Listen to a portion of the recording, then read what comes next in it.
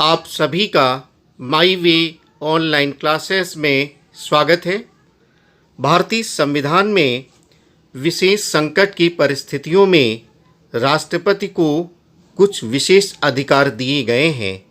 इन्हीं विशेष अधिकारों को राष्ट्रपति की आपातकालीन शक्तियां emergency powers of the president के नाम से जानते हैं। इस एजुकेशनल वीडियो क्लास में हम आपको राष्ट्रपति की आपातकालीन शक्तियों के बारे में बताएंगे। राष्ट्रपति की आपात शक्तियां इमरजेंसी पावर्स ऑफ प्रेसिडेंट हमारे संविधान के भाग 18 में इसका उल्लेख है। ऑब्जेक्टिव टाइप एग्जाम में पूछा जाता है कि राष्ट्रपति की आपात शक्तियां किस भाग में हैं, तो आपका उत्तर होगा भाग 18 में। किस अनुच्छेद में है, तो 352 से लेकर के 360। 352 से 360 में राष्ट्रपति की आपात शक्तियों का उल्लेख है। दूसरा प्रश्न यह आता है कि आपात शक्तियां कहां से ली गई हैं, इसका स्रोत क्या है। तो जैसे आपने पढ़ा है, भारतीय संविधान के जो प्रावधान हैं, जो अवधारणाएं हैं, वो कहाँ से लिए गए, उनके स्रोत क्या हैं। तो स्रोत जो आपात शक्तियों का है वो 1935 का भारत शासन अधिनियम,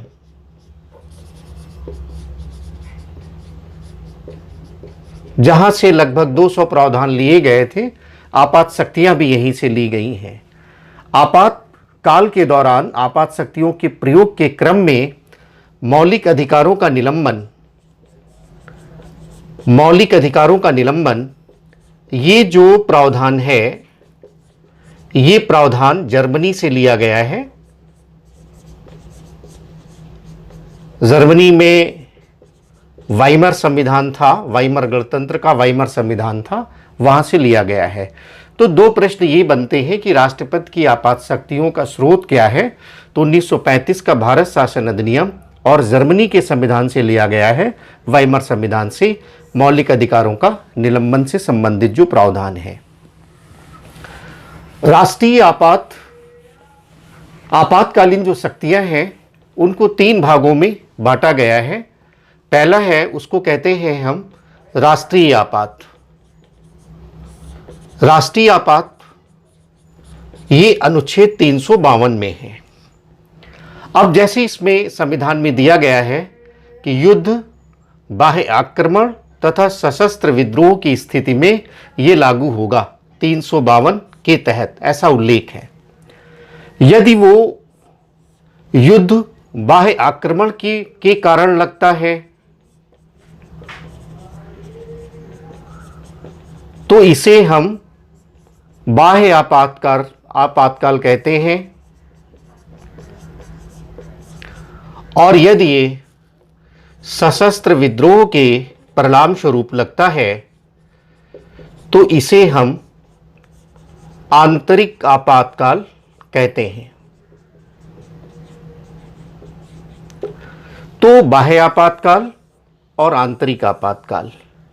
अब ये युद्ध, बाह्य आक्रमण एवं सशस्त्र विद्रोह की स्थिति में पूरे देश में लागू हो सकता है या देश के किसी भाग में।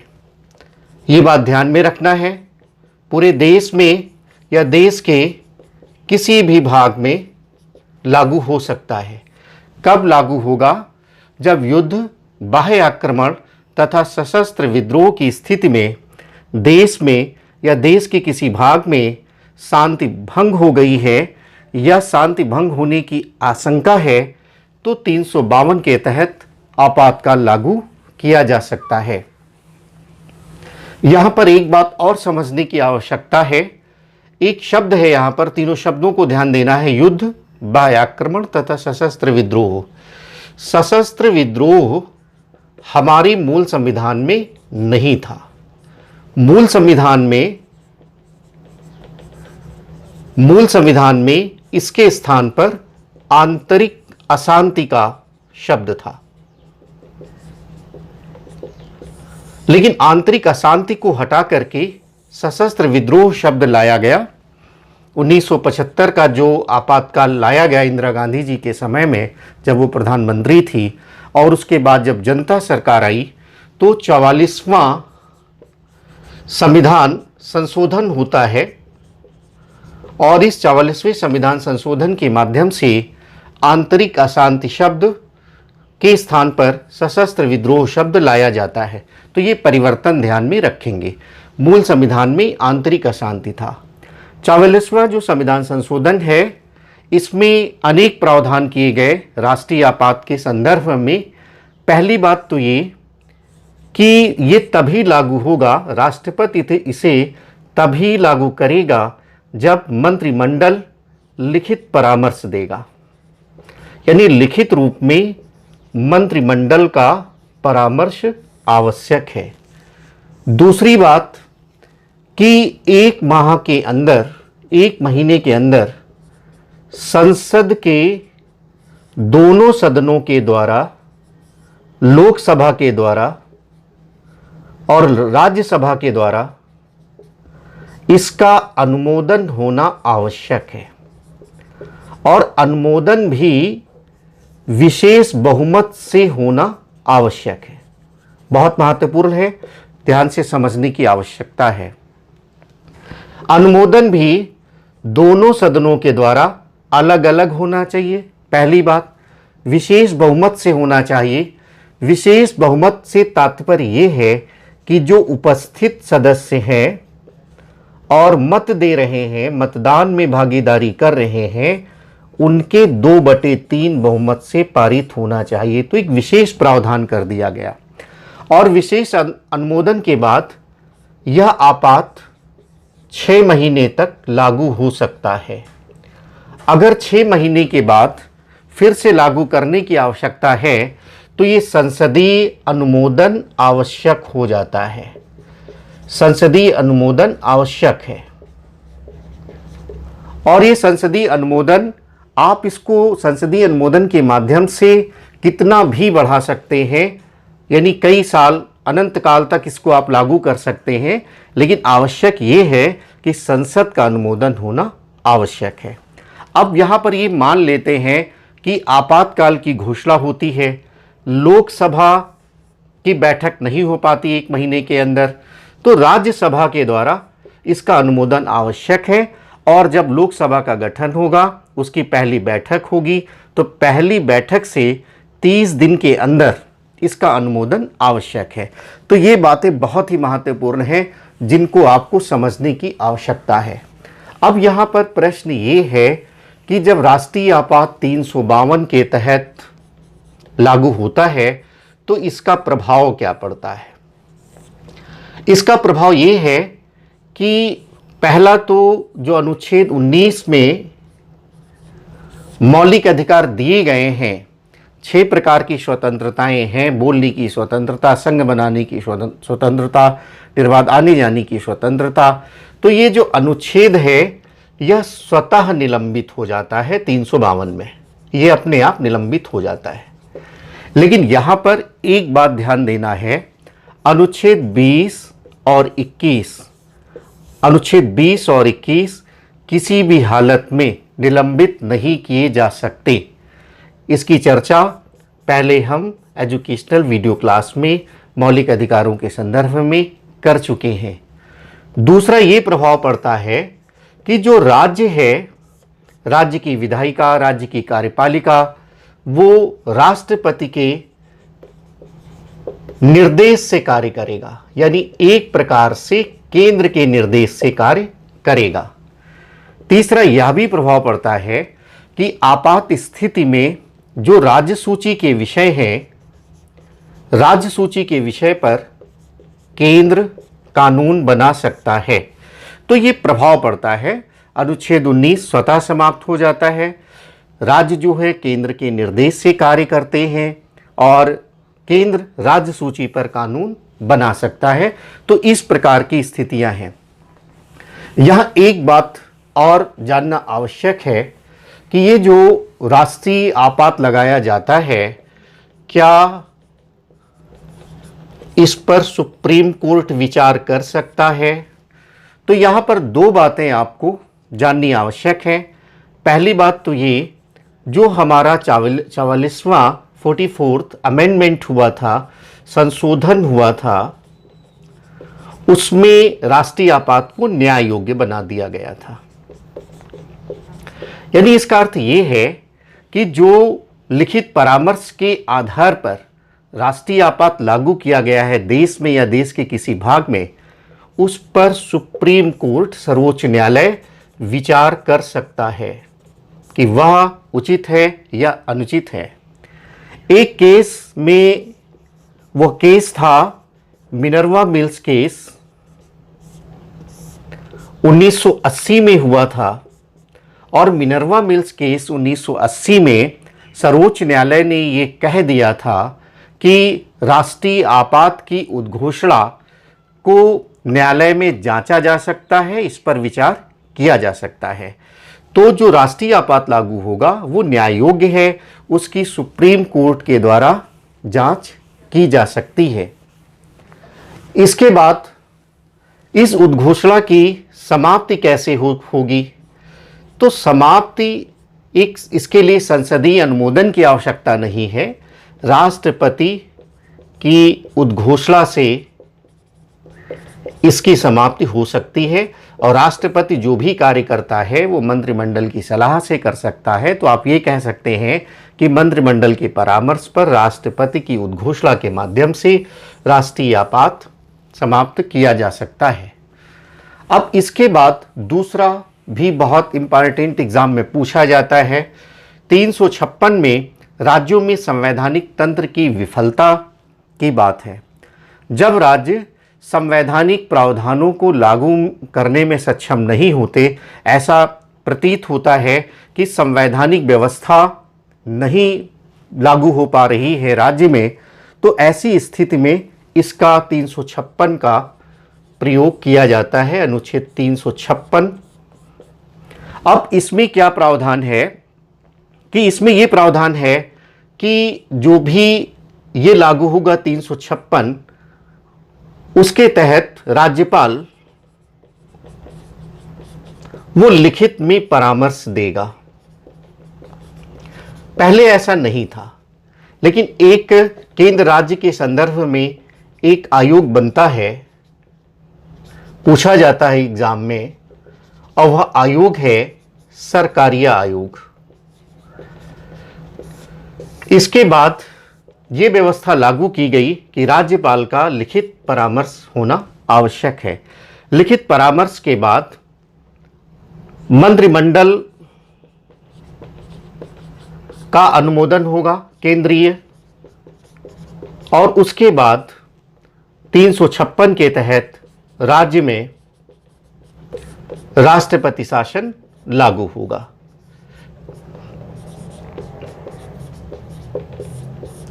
तो इसे हम राज्य आपातकाल भी कहते हैं, संवैधानिक आपातकाल भी कहते हैं।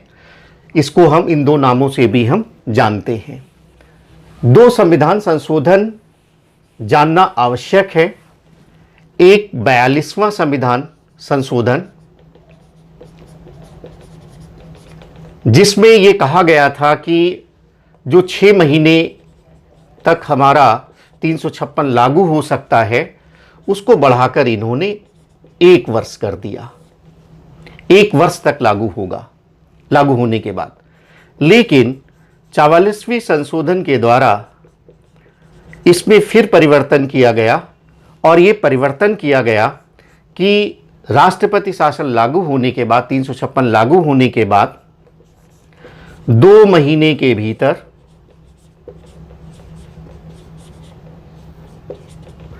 संसद के द्वारा अनुमोदन होना चाहिए। राष्ट्रीय आपात में 1 महीने के अंदर था, यहां 2 महीने के अंदर संसद के द्वारा अनुमोदन होना चाहिए, और इस अनुमोदन के बाद 6 माह तक ये लागू हो सकता है। और 6 माह के बाद इसे 6 माह करके 3 वर्ष तक बढ़ाया जा सकता है। अधिकतम 3 वर्ष तक इसे बढ़ाया जा सकता है। तो ये बात आपको ध्यान में रखना है। इसके बाद जब 356 लागू हो जाता है तो उसका प्रभाव क्या पड़ता है? तो पहला प्रभाव तो ये है कि जो विधायिका शक्ति है राज्य की, वो केंद्र उसका इस्तेमाल करता है। राज्य की जो विधायिका शक्ति है उसका इस्तेमाल केंद्र करता है। दूसरी बात यह है कि जो राज्य के अधिकारी हैं, इनकी जो शक्ति है उनको केंद्र ले सकता है, केंद्र हस्तगत कर सकता है। और आप यह भी कह सकते हैं तीसरे में, राज्य की जो संचित निधि है, संचित निधि से पैसे राज्य राष्ट्रपति के आदेश से निकाले जा सकते हैं। लोकसभा का अनुमोदन होना चाहिए। यदि लोकसभा सत्र में नहीं है तो राष्ट्रपति आदेश दे सकता है और राज्य की संचित निधि से पैसे निकाले जा सकते हैं। यहां पर एक बात और ध्यान में रखना है कि जो 356 है, 356 की जो शक्ति है राष्ट्रपति के पास, ये असीमित नहीं है, क्योंकि सुप्रीम कोर्ट इस पर विचार कर सकता है, इसकी जांच कर सकता है। दूसरी बात यह भी है कि जब तक संसद अनुमोदन नहीं करेगा तब तक विधानसभा का विघटन नहीं हो सकता। तो यह भी बात ध्यान में रखना है कि संसद के अनुमोदन के बाद ही विधानसभा का विघटन हो सकता है। तो ये बातें 356 में आपको तैयार करना है। 356 का सबसे ज़्यादा दुरुपयोग हुआ है भारतीय राजनीतिक व्यवस्था में। जैसे आप जानते हैं कि अभी तक राष्ट्रीय आपात वो 3 बार लगाया गया है। 1962 में जब चीन से युद्ध हुआ था, 1971 में जब पाकिस्तान से युद्ध हुआ था, और तीसरा आंतरिक अशांति के प्रश्न पर 1975 में लगाया गया था। लेकिन जो 356 के तहत संवैधानिक आपात है, राज्य आपात है, ये अभी वर्तमान तक अगर देखें तो 100 से ज़्यादा बार, अगर इसको एग्जैक्ट फिगर आज की डेट में हम देखें तो 2016 में अंतिम बार लागू हुआ था, 126वीं बार उत्तराखंड में ये लागू हुआ था। और पहली बार जो लागू हुआ था वो पंजाब सरकार को बर्खास्त किया गया था, 1951 में ही इसका प्रयोग हो गया था। उसके बाद राजनीतिक कारणों से सरकारें बर्खास्त कर दी जाती थी।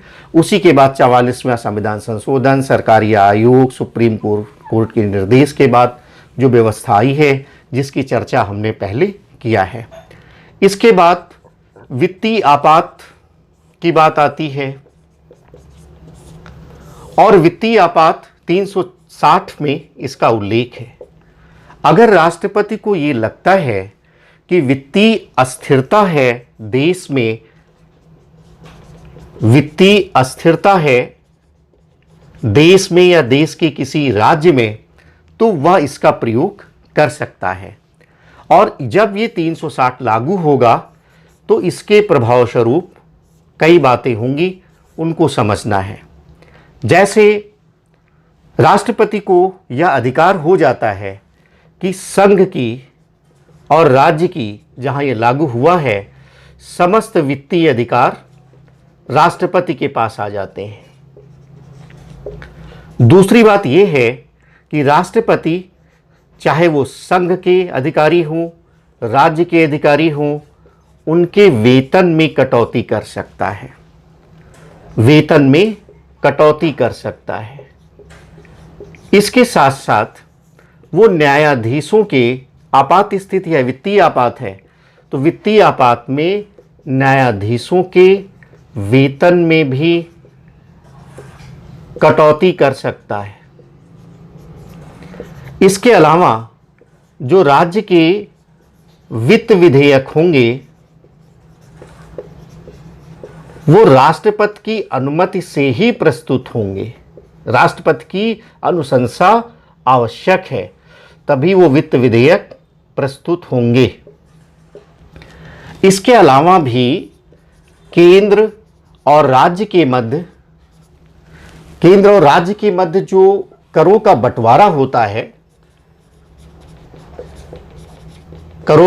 होता है, वित्त आयोग बनाया जाता है और वित्त आयोग की अनुशंसा पर करों का बंटवारा होता है, इसमें परिवर्तन कर सकता है।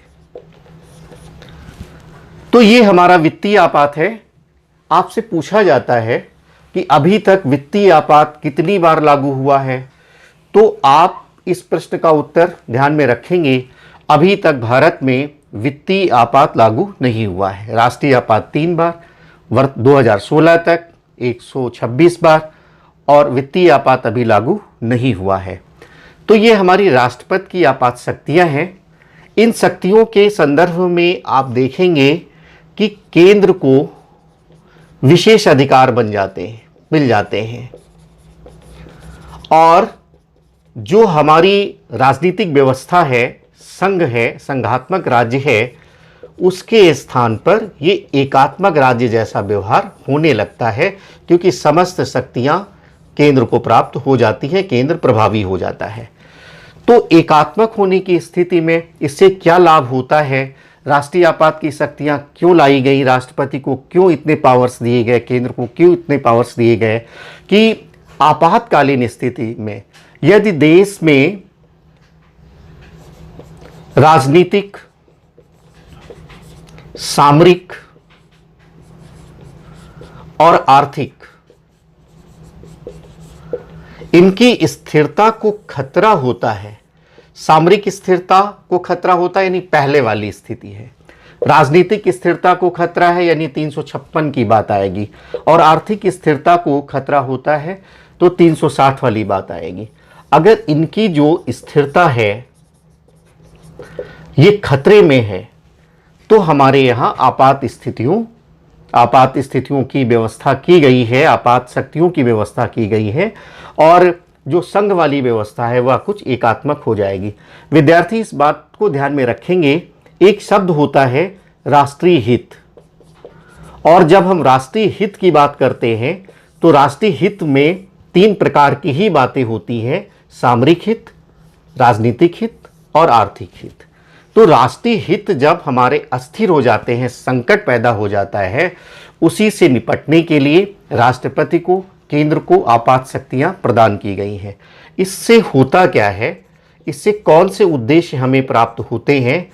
इससे हमें जो भारत की एकता है उसकी रक्षा करने में मदद मिलती है, जो भारत की अखंडता है उसकी रक्षा करने में मदद मिलती है, जो भारत की संप्रभुता है उसकी रक्षा करने में मदद मिलती है, और इसके साथ साथ जो हमारी लोकतांत्रिक व्यवस्था है, संविधान के द्वारा बनाई गई है, 356 में आपने देखा, अगर उसका उल्लंघन होता है तो उसको बनाने में मदद मिलती है।